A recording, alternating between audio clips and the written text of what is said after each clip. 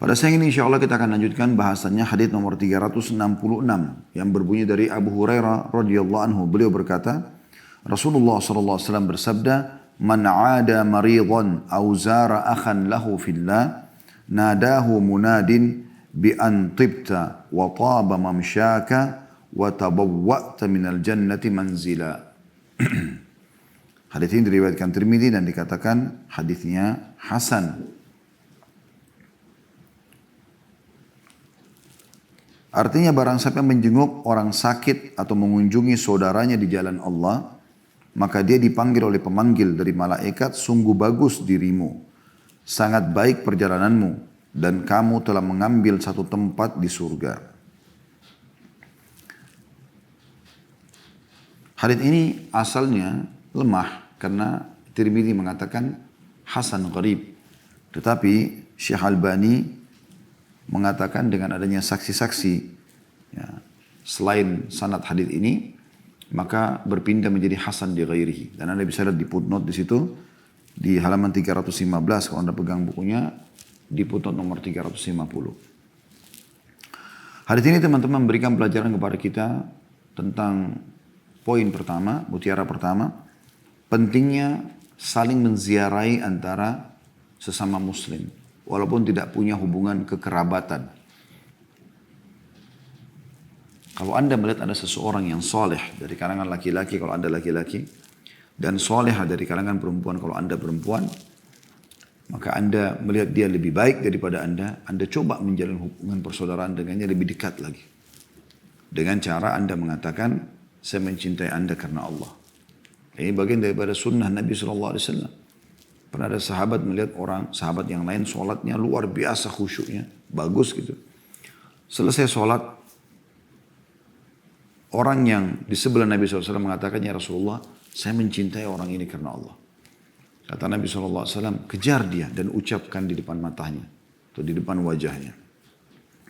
Maka sunnah kita untuk mengucapkan kalimat tersebut, kita mengatakan, inni uhibbuka fillah. Aku mencintaimu karena Allah. Kalau perempuan sama perempuan, inni uhibbuki fillah.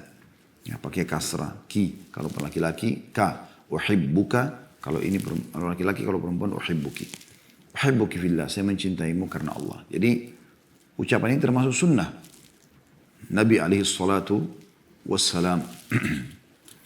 Dan di sini dianjurkan untuk saling menziarahi, karena dengan ziarah ini kita saling mengingatkan satu sama yang lain. Apalagi kalau yang didatangi adalah orang-orang saleh. Mungkin ada dari sikap, ya, dari ucapan ya, yang dia lakukan cukup untuk menambah ilmu buat kita. Misal pada saat kita sedang bersama, ternyata dia menerima telepon seseorang yang minta bantuan. Kemudian kita tidak sengaja mendengarnya karena kita juga tidak mungkin keluar dari situ. Lalu dia mengatakan, baik saya transfer uang sekarang. Misal contoh. Kemudian setelah tutup telepon mungkin kalau kita nanya, tadi kenapa? Oh tadi ada orang yang minta bantuan. Sudah cukup untuk membuat kita, oh ternyata orang ini membantu orang lain ya misalnya. Kita juga bisa ikutan misalnya kita mengatakan, apapun masalahnya orang yang minta bantuan tersebut. Misal dia katakan, orang itu lagi sakit, orang itu lagi terputus jalan, ibnu sabil ya. Orang yang lagi safar kemudian kehabisan bekal.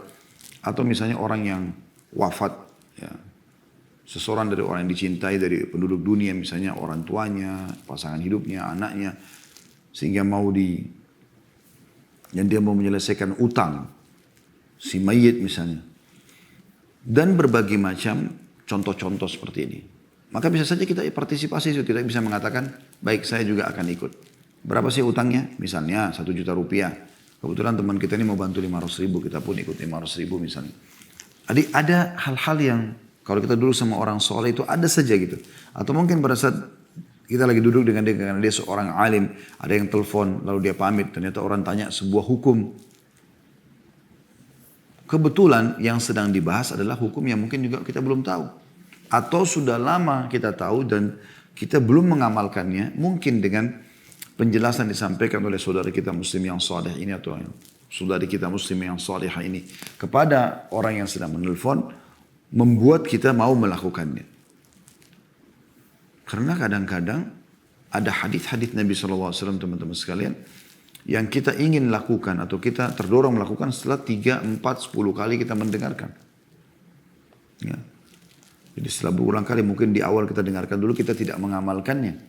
Tapi kita bisa mengamalkan di sekian kali pada saat kita dengar. Mungkin setelah kita dengar dari orang ini misalnya.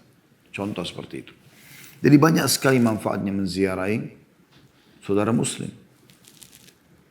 Dan ini erat sekali hubungannya dengan hadits nomor 365 tadi yang bagaimana seseorang mendatangi saudaranya muslim. Tidak ada hubungan kekerabatan dengan dia. Tidak ada karena dia mau nagih utang. Tidak ada juga dia karena mau minta tolong sesuatu. Murni karena mendatangi saudara muslim. Menziarahinya untuk duduk bersama-sama. Nah, karena ini orang saleh. Ya. Maka Allah utus malaikat untuk membahasakan kepada dia. Kalau Allah mencintaimu sebagaimana kau mencintai saudara muslim tadi. Kemudian mutiara yang kedua, bagaimana orang yang melakukan tadi, menziarahi saudaranya muslim karena Allah, akan diberikan beberapa janji. Artinya balasan. Yang pertama adalah bi'antibta. Artinya di sini terjemahnya sungguh bagus dirimu. Bisa juga bermakna bi'antibta adalah kau menjadi orang yang baik. Allah SWT akan menjadikanmu menjadi orang yang baik karena perbuatanmu ini. Kemudian dijanjikan juga wa taba mamsyak, dan perjalananmu pun sangat baik, bernilai pahala di sisi Allah Subhanahu wa taala. Dan wa tabawwa'ta minal jannati manzila. Dengan perbuatanmu ini kamu ziarah saudaranya muslim, kau akan dapat istana di surga. Kau akan dapat istana di surga. Ya. Dan ini sebuah karunia yang luar biasa gitu. Setiap hari kita bisa lakukan ini. Setiap hari kita bisa mengatur jadwal untuk bertemu, berinteraksi, ya, menziarahi saudara kita muslim. Supaya kita bisa mendapatkan pahala ini, keutamaan. Setiap kali kita ketemu, kita dapat istana di surga. Allah pastikan kita menjadi baik. Mudah-mudahan ini juga masuk dalamnya kesehatan, ya, penampilan yang indah dan segala macam. Dan juga langkah hati kita dinilai pahala oleh Allah Subhanahu wa ta'ala. Kita masuk hadis selanjutnya 367 yang berbunyi dari Abu Musa al-Ash'ari radhiyallahu anhu bahwa Nabi SAW bersabda, innama mathalul jalisis salihi wa jalisis su'i kahamilil miski wa nafikhil kir. Fahamilul misk imma an yuhdhiyaka wa imma an tabta'a minhu wa imma an tajida minhu rihan tayyibah. Wa nafikhul kir imma an yahrika thiyabak wa imma an tajida minhu rihan mumtinah. Hadis ini sahih riwayat Bukhari Muslim. Artinya, sesungguhnya perumpamaan seorang sahabat yang baik dan sahabat yang buruk adalah bagaikan pembawa minyak wangi dan peniup tungku pandai besi. Pembawa minyak wangi bisa jadi dia memberimu, atau kamu membeli darinya, atau kamu mendapatkan aroma harum darinya. Sedangkan peniup tungku pandai besi, bisa jadi dia membakar pakaianmu, dan bisa jadi kamu mendapatkan bau tidak sedap darinya. Hadis ini sudah sangat masyhur teman-teman sekalian. Bagaimana Nabi SAW berusaha memberikan gambaran kepada kita, atau memberikan gambaran kepada kita, bukan masalah berusahanya, tapi Nabi SAW memberikan gambaran kepada kita pentingnya kedudukan orang-orang saleh sebagai tempat kita sering berbicara, diskusi, meminta saran, partner bisnis, ya, bahkan sampai pada pasangan hidup. Dari orang-orang yang dekat dengan Allah Subhanahu wa ta'ala. Di sini Nabi SAW memberikan gambaran perumpamaan jalisis su'. Apakah itu sahabat dekat atau jalis juga bisa dibahasakan orang yang kumpulan, ya. Yang saleh seperti penjual minyak wangi. Kalau kau lewat di situ, bisa engkau dapatkan salah satu dari 3 hal. Dia memberimu hadiah, dipakein, dia olesin misalnya. Ya. Atau dia kasih kita parfum tersebut. Dan semua parfum umumnya wangi. Kalau tidak wangi gak ada yang mau beli parfum tersebut. Ya. Atau kau membeli darinya, walaupun kau keluarin duit, kau juga dapat wangi-wangian. Ya. Baik kita pakai sendiri atau kita memberikan hadiah kepada orang lain. Atau minimal kau akan mencium bau wangi. Bagaimana teman-teman kalau kita lewat di depan toko minyak wangi, kita dapat wangi-wangi? Nah seperti itu kurang lebih. Seperti itu kurang lebih. Jadi tidak ada sesuatu yang buruk dari teman yang baik itu.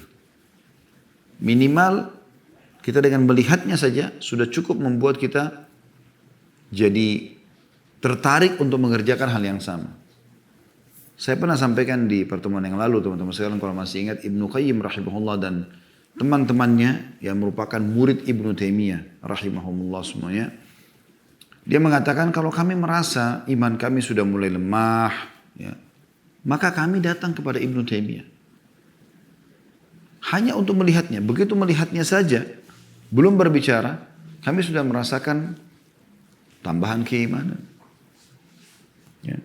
Dan orang soalnya subhanallah kalau kita duduk, dia tidak akan berbicara kosong. Orang yang sudah mengetahui nilai waktunya di dunia ini, dan sangat terbatas, dia akan selalu maksimalkan. Gitu kan. Malas gitu kalau mau ngomong-ngomong kosong, duduk-duduk, buang waktu. Itu nggak terjadi pada orang-orang soleh. Makanya kalau kita duduk sama mereka pun, yang ada adalah pembicaraan. Selalu yang bermanfaat. Saya berapa kali duduk dengan Syekh Saleh Suhaimi hafizahullah, guru kami yang kami hormati di kota Madinah. Masya Allah, tabarakallah, setiap kali duduk sama-sama, ada saja gitu, manfaat yang kita bisa dapatkan. Apa kau sudah tahu seperti ini Khalid? Apa kau tahu makna hadis ini? Apa kau tahu kalau ini zikir sudah masuk dalam zikir pagi petang? Apa kamu tahu hadis ini? Apa kamu tahu sebab turunnya ayat ini? Ada saja. Jadi hampir setiap momentum itu digunakan maksimal untuk ngobrol sesuatu yang bermanfaat. Walaupun kadang-kadang diselingkan dengan hal-hal yang mubah. Seperti itu. Jadi luar biasa gitu, kita duduk sama mereka nih, besar sekali manfaatnya. Saya juga punya sahabat dekat, beliau sekarang juga sudah Dr. Muhammad Rahlili hafizahullah, dan beliau jadi dosen di kampus kami. Sahabat dekat saya dulu, sama-sama di Madinah, dan sampai sekarang alhamdulillah kami menjalin hubungan yang sangat baik. Saya ingat dulu waktu awal sekali kami kenalan dulu, saya masih SMA, beliau sudah kuliah di Fakultas Hadis di kota Madinah. Setiap kali kami ketemu, pasti yang dia lakukan adalah coba dia memberikan manfaat, faedah apa gitu. Ya. Pernah kami diajak keluar kota sama beliau kalau sekarang Madinah Mekah itu melewati jalan hijrah namanya. Ada satu jalan dulu dikenal dengan Tarik Makkah Qadim, ya, atau jalan menuju ke Mekah yang lama ya. Jadi masih 2 jalur dan jalannya kecil gitu. Nah di kiri kanan itu padang pasir. Biasanya orang di sekitar padang pasir itu banyak orang-orang Baduy yang tinggal. Beliau ajak kami di sana, kami berkemah. Selama 3 hari waktu itu. Saya ingat betul Rabu, Kamis, Jumat waktu itu karena di kampus kami dulu hari Kamis, Jumat itu libur ya. Maka Rabu kita sudah siang, udah free ya. Bebas waktunya. Maka kami pun keluar kota. Maka dalam 3 hari itu beliau sempat membacakan kepada kami Riyadhus Shalihin, ya, buku kita bahasin, tapi ada tanda-tanda hari kiamat. Sangat berbekas. Gitu. Saya masih bisa merasakan kenikmatan duduk sama beliau pada saat itu dan bagaimana kenangan itu tidak terlupakan. Ya.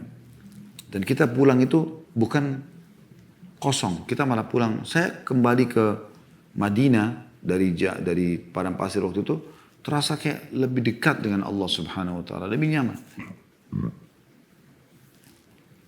Itu juga saya pernah bertemu dengan seorang doktor ya, Naif Al-Amri hafizahullah. Beliau dulu yang paling banyak menjadi penyebab teman-teman mahasiswa Indonesia diterima di masa kami dulu ya.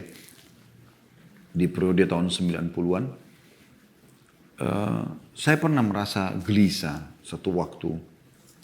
Dan entah kenapa waktu pada saat itu pengen rasanya pulang ke Indonesia ya. Maka beliau datang, kemudian beliau sempat salaman dengan saya. Salaman, saya masih ingat di salaman, dia salaman saja. Sambil dia melihat, menatap mata saya sambil dia mengatakan, ada apa Khalid? Subhanallah, salaman sama mereka, beliau ini membuat seperti hati itu sejuk ya. Lebih tenang, itu di awal-awal dulu saya waktu masuk datang SMA di kota Madinah pada saat itu. Kemudian diajak ke rumahnya, lalu kami diajak makan, diajak ngobrol. Tapi subhanallah setelah itu ada ketenangan jiwa. Bertemu begitu saja gitu. Ya. Saya juga punya sahabat dekat Dr. Yusuf Bahuth, beliau dosen di Ummul Qura sekarang. Masya Allah, tabarakallah, setiap kali saya ke Mekah, baru kemarin beberapa pekan lalu juga kami balik bimbing umroh. Saya pasti telepon beliau, lalu beliau selalu luangkan waktu. Beliau sekarang duduk memberikan fatwa di Masjid Haram Mekah. Punya jadwal gitu duduk, orang yang bertanya beliau menjawab gitu ya. Ditugaskan oleh pemerintah Saudi. Tapi subhanallah di sisi-sisi kesibukan beliau, di waktu-waktu kesibukan beliau, kalau saya telepon langsung beliau datang. Beliau datang, kemudian ngobrol. Dan pada saat dulu ngobrol itu tidak pernah ngobrol kosong. Ngobrol itu sudah tahu belum begini, ada begini, sudah tahu begini. Jadi kayak informasi apa lagi yang mau disampaikan. Masya Allah, tabarakallah. Saya melihat orang-orang seperti ini sangat luar biasa efeknya. Berbeda sekali dengan kalau kita ketemu dengan orang-orang fasik, orang yang jahat. Itu kan luar biasa gitu. Obrolannya tentang lawan jenis, obrolannya tentang musik ini, obrolannya tentang ini dan itu Pak. Intinya alamnya mereka itu sangat berbeda. Dan kita pun bisa terpengaruh dengan gemerlapnya dunia yang diceritakan oleh orang-orang yang buruk ini. Dan itu yang mutiara kedua yang kita bisa ambil dari hadits ini ya. Jadi mutiara pertama tentang pentingnya berteman dengan orang-orang saleh dan bagaimana efek mereka itu sangat besar sekali. Sangat besar sekali. Ya. Kemudian mutiara yang kedua adalah dan perumpamaan orang yang buruk, majelis buruk ya. Wa nafikhul kir. Seperti tadi ya. Peniup tungku pandai besi. Imma an yahrika thiyabak. Kalau bukan dia akan membakar bajumu, pakaianmu karena besarnya api dari tiupan tadi itu. Wa imma an tajida minhu rihan mumtina, atau kau akan dapat bau busuk di situ, bau yang tidak sedap. Seperti itu. Akan berefek pada saat dia cerita tentang perzinahannya, tentang rokoknya, tentang khamernya, tentang segala macam. Itu berbahaya sekali. Berefek pada kita. Makanya para salafus saleh itu kalau mereka dengar sesuatu yang buruk pun mereka tutup kuping mereka. Supaya mereka tidak dengar. Kalau dulu dalam majelis ada sudah mulai masuk gosipin orang atau apa, langsung berdiri pindah. Cari tempat lain. Bahkan sebagian salafus saleh dulu pernah ada yang duduk dalam majelis, teman-temannya semua lagi gosipin orang, dia tiba-tiba berdiri, dia buka bajunya, dia cabut bulu ketiak di depan teman-temannya itu. Lalu dia taruh bulu ketiaknya di atas meja. Teman-temannya semua bingung. Dia bilang, apa yang kau lakukan ini? Aib ini. Aib itu bisa memalukan. Kenapa kau lakukan ini? Kata dia ingin memberikan pelajaran pada teman-temannya. Dia mengatakan, apakah kalian lihat mencabut bulu ketiak ini adalah aib? Kata mereka, tentu saja. Ya, bisa kau lakukan di tempat lain, kenapa harus di depan kami? Kata dia, subhanallah, maha suci Allah. Kalian menggosipin orang yang merupakan dosa besar, ghibah. Kalian tidak anggap aib. Sementara mencabut bulu ketiak yang merupakan sunnah Nabi SAW. Kalian anggap aib. Kalian anggap aib. Jadi beliau bukan mau mempermalukan dirinya atau menghina teman-temannya. Tapi ingin memberikan pelajaran. Cabut bulu ketiak yang orang anggap kadang-kadang risih, apalagi depan umum, masih lebih baik daripada gosipin orang. Berapa banyak orang yang tidak mengambil pelajaran dari seperti ini. Nah ini pentingnya ada orang soleh. Dengan adanya orang soleh seperti itu, dia bisa memperbaiki kan, dia bisa menasehatin. Tapi buruknya di sini majelis itu, kalau misalnya bersama dengan orang buruk ini, mereka cerita sesuatu dan kadang-kadang kita terbawa arus. Bahaya sekali. Hadis selanjutnya 368 dari Abu Hurairah radhiyallahu anhu bahwasanya Nabi SAW bersabda, "Tunkahul mar'atu li arba'ah, limaliha wa lihasabiha wa lijamaliha wa lidiniha, fadhfar bidzatid din taribat yadak." Hadis ini diriwayatkan oleh Bukhari dan Muslim. Ya. Artinya wanita itu dinikahi karena 4 hal. Umumnya orang menikahi wanita karena 4 hal. Laki-laki mau nikahi wanita karena 4 hal.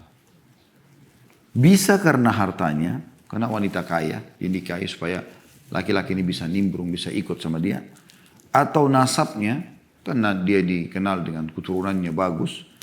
Atau kecantikannya, atau agamanya.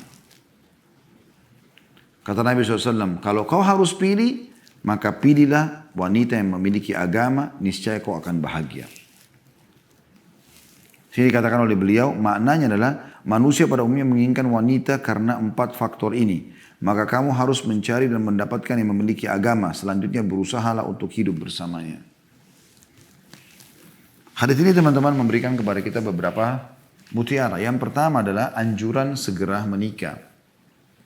Anjuran menikah karena kata Nabi SAW, tungkah, nikah, ya, pernikahan.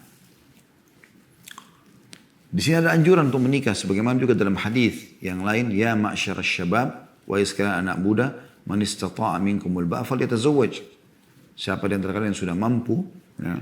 Di sini istilah ba'a sudah pernah kita jelaskan di bahasan buku mahkota pengantin, juga beda buku yang lain yang masalah rumah tangga cukup banyak yang sudah kita bahas. Kalau tidak salah ada juga yang pernah kita bahas tapi belum selesai karena pandemi berhenti, itu membangun rumah tangga dari A sampai Z, ya, sesuai dengan syariat Allah Subhanahu wa taala. Bagaimana sebenarnya ba'a ini bermakna, bisa bermakna kemampuan biologis, bisa bermakna kemampuan akal, dari banyak pendapatnya, ya. Pendapat yang mengatakan kemampuan finansial ada tapi lemah ini. Jadi siapa yang sudah mampu pada saat menikah, dia siap sebagai suami setelah akad nikah, mulai saat itu dia yang bertanggung jawab terhadap makanan, minuman, perlindungan, pakaian istrinya, maka dia sudah dianggap ba'a.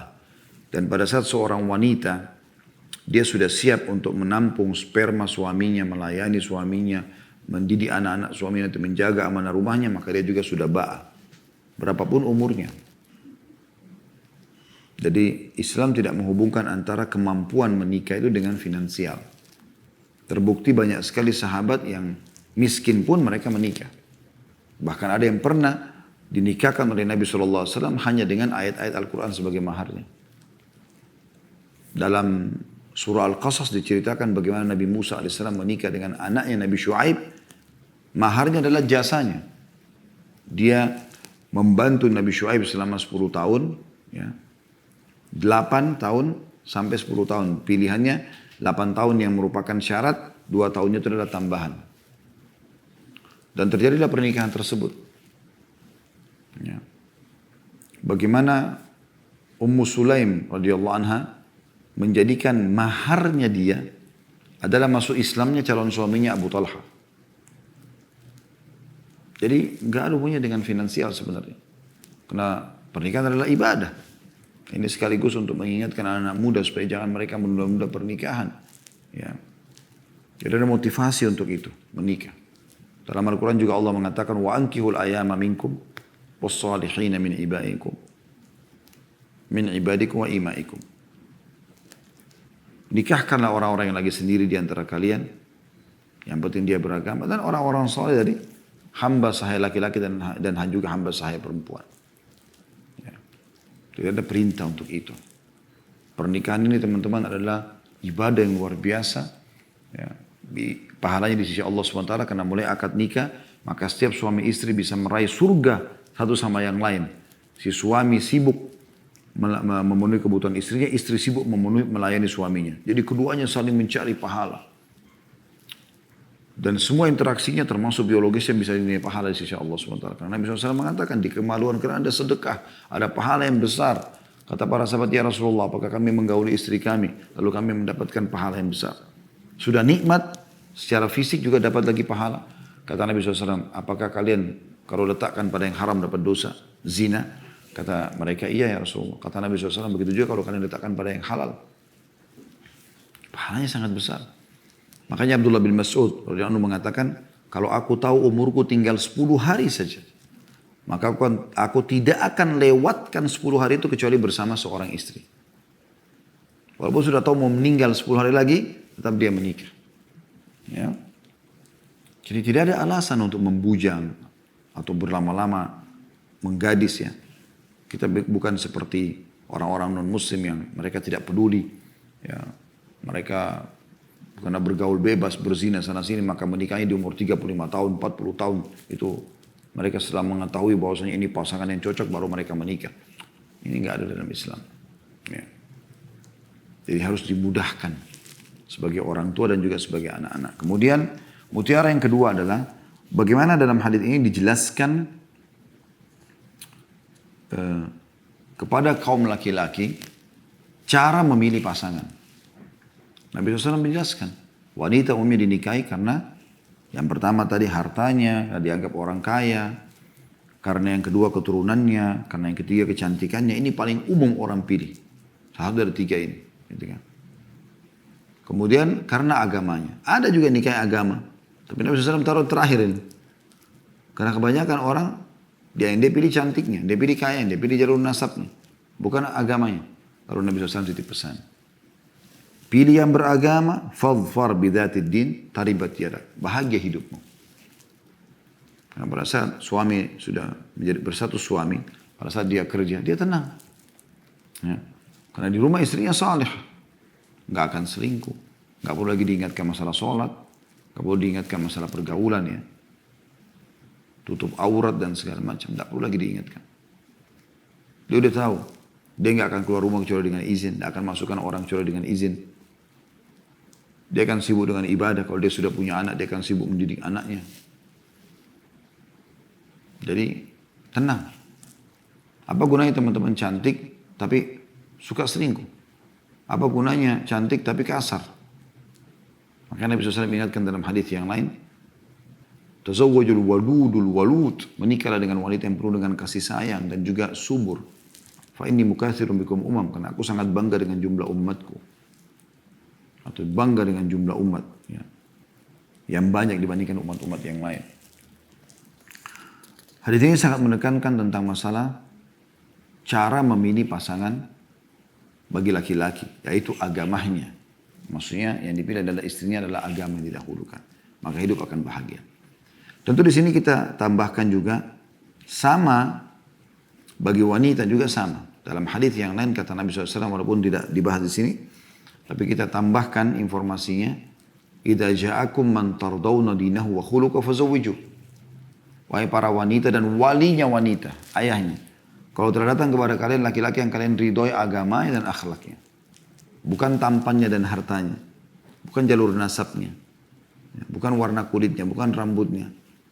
Agama dan akhlaknya. Nikahkan dia. Ya. Kalau tidak akan terjadi kerusakan di muka bumi. Banyak perceraian terjadi, banyak kekerasan dalam rumah tangga. Semua itu terjadi kenapa? Karena tadi nikah yang salah. Nikah yang salah. Kata Nabi SAW, laki-laki mukmin tidak akan membenci istrinya yang mukminah. Kalau dia mencintainya, dia tulus mencintainya. Kalau dia tidak mencintainya, dia tidak akan menyakitinya. Dalam riwayat lain kata Nabi SAW, janganlah seorang mukmin membenci istrinya yang mukminah. Kalau dia tidak suka satu akhlaknya, maka dia bisa suka yang lainnya. Kan begitu. Tapi sini saksi bahasan teman-teman sekalian tentang masalah pentingnya mencari pasangan yang nanti akan menjadi partner kita yang soleh. Ya, bagi perempuan mencari suami yang soleh dan soleha bagi laki-laki mencari istri. Nah, akan menjadi partner kita terus. Dia yang terus akan berbicara, kuping kita mendengarkan. Ya. Kalau dia soleha, istri kita mengatakan, ayo sholat yuk, ayo puasa yuk, ayo ngaji yuk, ayo begini yuk, ya. Ayo silaturahim sama keluarga yuk, ayo ke rumah orang tua kamu yuk, sudah lama kita nggak silaturahim bakti. Kalau dia fasika, buruk, untuk apa ke sana? Untuk apa begini? Untuk apa sedekah? Udahlah nggak usah puasa, wah tidur aja nggak usah sholat malam.